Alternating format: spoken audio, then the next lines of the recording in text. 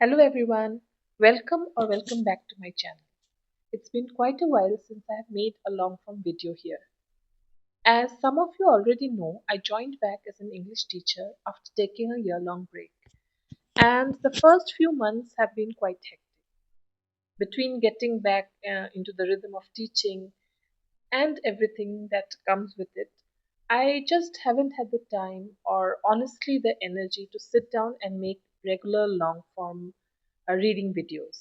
But I have been thinking about how much I miss being part of this little reading community and don't want my busy schedule to mean that I have to step away from it completely. So I thought, why not start doing weekly reading wrap ups instead? They may not always be very impressive.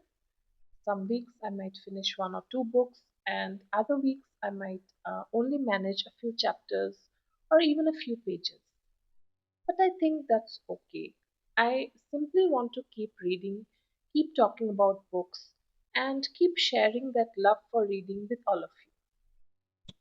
So, from now on, I'm hoping to make these little weekly wrap ups, even if my reading week has been a slow one.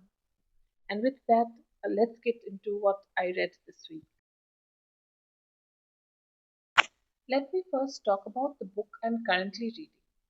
I'm continuing my slow, intentional read of Every Day I Read by Wang Bo Ryu, and this week I made my way through chapter 16 to 20. This book is the author's love letter to books, but more importantly to the habit and ritual of reading.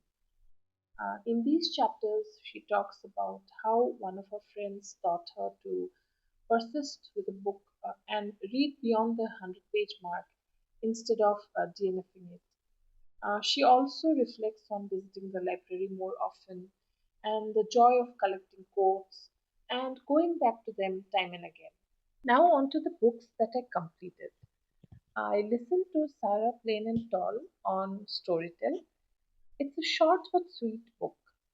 The story is about a lonely father on a prairie farm raising his two kids, Anna and her little brother Caleb, after their mother passed away. And he puts an ad in the paper for wife and mother. Sarah writes back from Maine and says she'll come visit for a month to see how things go and describes herself as plain and tall.